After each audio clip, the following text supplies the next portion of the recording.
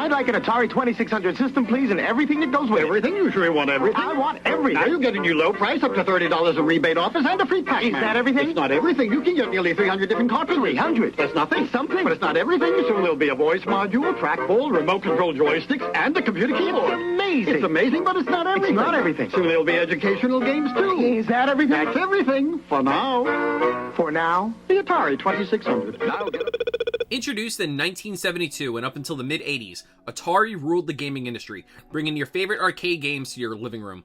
But as time will tell, success is unfortunately shortly lived. The video game crash of 1983 was the world's largest video game recession at the time in the United States. Lasting about 2 years, the crash led to bankruptcy of several companies producing video game consoles and home computers. It wasn't until Nintendo in 1985 would restore the home video game market. But as for Atari, well, that brings us to 2022. And for those that don't know, Atari is a term that translates to hit a target, and ironically, that's where our journey begins.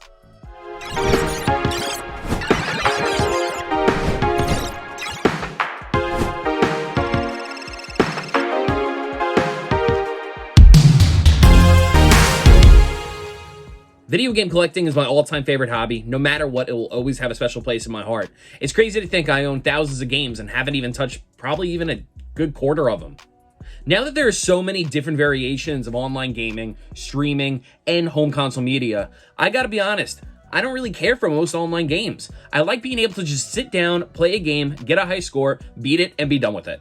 I grew up in an era of video games where there was no online play. Yeah, when I was more a teenager, Xbox Live absolutely dominated everything. But for early goings, you really didn't have much to choose from. You had Atari, ColecoVision, Nintendo, Sega Genesis. Those are really kind of the big names in the industry at the time. So forgive me if I'm used to playing video games with cartridges. Growing up, I was blessed to either know somebody or have every single console known to man.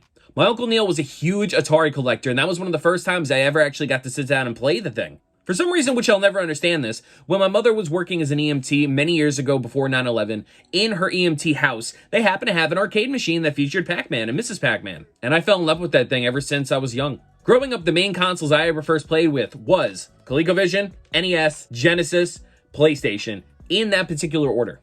My uncle was a huge Atari collector and had his literally in pristine condition for many years, and it still worked every time we went over to my cousin's. But I can't help but think, out of all the gaming consoles I have all the games, but I never owned an Atari myself. So here we are in 2022. How the hell am I going to be able to play some Atari games with the new modern TVs and all these current setups? Now, I am constantly updating my game collection, not only in the sense of the games themselves, but in the hardware I am using. I sold all my retro consoles, essentially for a Retron 5, just to have it much more easier and compatible with my TV.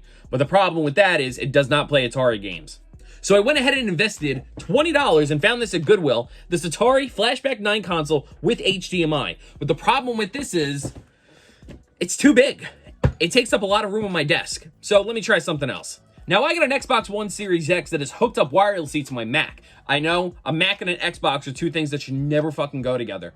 But there are a couple of collections for Atari games to be able to play. So let's check this out, Flashback Atari Collections Volume 2. It's crazy to think that this is how we're playing retro games nowadays. Now, I simply could have went ahead and went over to Hyperkin and got the beautiful Atari Retro 77, I believe it's called.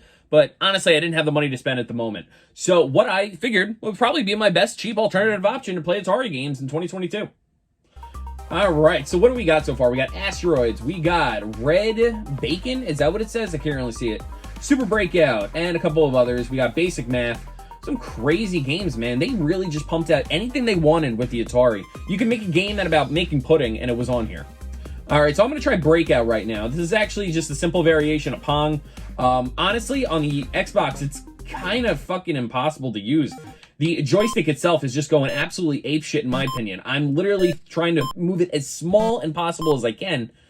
But yeah, we're done with this. All right, let's go over to something more that might actually work with the D-pad a little bit better. Oh, cool, Missile Command. This is actually a really cool arcade game that was based on the fact that you can literally just blow up missiles. And honestly, that's it. There's really nothing much to it. It's funny how this was breaking graphics at a time where, 30 years later, we would have games that look so realistic, you couldn't tell the difference between real life and whatnot. I mean, take it from my personal experience. I personally only bought a 60 gig PS3 just because I fell in love with the mountains and the graphics on the Gran Turismo demo that was in the store. Now, for some reason, for me, I've always tried to pick visuals over playability. I don't know why. Don't at me in the comments. I just love feeling like I'm in a different world, and I want the graphics to be as good as possible. And that's why I got to upgrade so many of my things, because I don't have a CRT TV anymore. And yeah, you want to feel nostalgic, but you also want it to look clean as well. So let's see how something as simple as Asteroids looks on a modern TV. Now, the object of this game, oh, fuck me. Never mind. I tell you guys, for all you that play Fortnite and all of you that play Apex and Minecraft, this is groundbreaking. I'm gonna be honest, I am having the hardest time with this fucking controller. It is absolutely going apeshit. And quite frankly, it's making a mind of its own. I've already said that before, but you gotta play it just to understand. I don't know if it's just me, but playing games on the Atari on an Xbox just really isn't the same.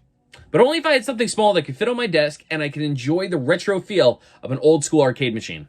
Oh, that's right. Sitting behind me on my dresser right over there is actually an old school Galaga machine. So let's see if we can play it.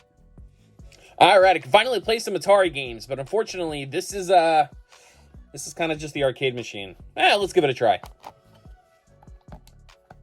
I'll tell you what, sounds and looks really good. Let me try and move this in a little bit. You guys can see. Let's hit start.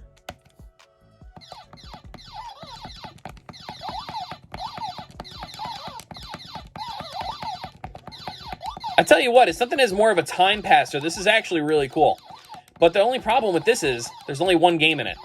Now I tell you, trying to find something to put on my desk to show you guys is an absolute pain in the ass, when 90% of my desk is covered with a bunch of Pokemon cards that we have on our shop for you to check out. But I gotta be honest, I'm not really having fun with, especially with these arcade machines and everything. I want something that's gonna give me the feel of an Atari, at the same time, something that fits. Mail, motherfucker! Please hang up and try again. Now I tell you, the video game gods must have been listening to me, because someone was able to come through. As crazy as it sounds, during one of my normal Target sprees, shopping trips of getting bacon, waffles, and of course scotch, there was, sitting in a clearance bin, this beautiful, the world's smallest Atari 2600. Includes 10 games, Pac-Man. Oh my god, this is perfect. I can put this on my desk. It is so small, the fact that it literally takes up zero space whatsoever. It has 10 games included, and we're in 2022. That's a lot of fucking games. So, like I said before, finding video games for the cheapest price is, again, one of my all-time favorite pastimes. I know, I'm getting old myself, but the fact that this had $9.99 on it and was on clearance for half off, they had it for $20, and the scalpers on eBay are charging $35 to $40, I couldn't believe it. Not to mention, when I took it to the register, turns out it was actually half of that, so it only cost me $5. But it's $5 worth it to get a vintage Atari feel. Let's find out. All right, Asteroids, I've been dying to play this game for a second time today. What the where are you? What?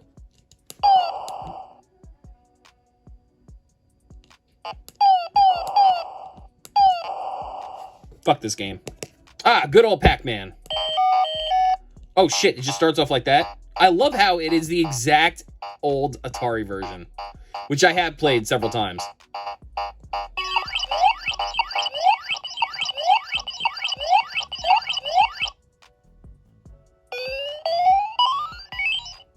How the fuck did I die? Alright, so zooming in on the console itself and the screen, it's honestly not bad. In reality, the way that I'm looking at it, you can see it pretty clearly, but at the same time, it's kind of like, you know... Anyway, let's just get to the games. Let's try Pong. Where's the sound? Is there... Oh, no, there it is. Wow, it moves really fucking well. I'm actually impressed. I mean, this game is going to go on for fucking hours, but... Oh, fuck it. Wait, did I win? Yay! Alright, let's try Missile Command. I gotta be honest, I'm fucking impressed. You know what, and for $5, if I spent $40 on this, I probably would have been like, yeah, this is a really cool nostalgic trip. But for $5, I absolutely love it. So Missile Command is pretty solid. Alright, Millipede.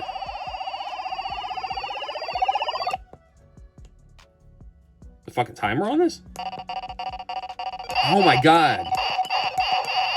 Okay, this game is not meant to be played like this. I can barely see. I have to literally look at the iPhone to try and see what the hell's going on.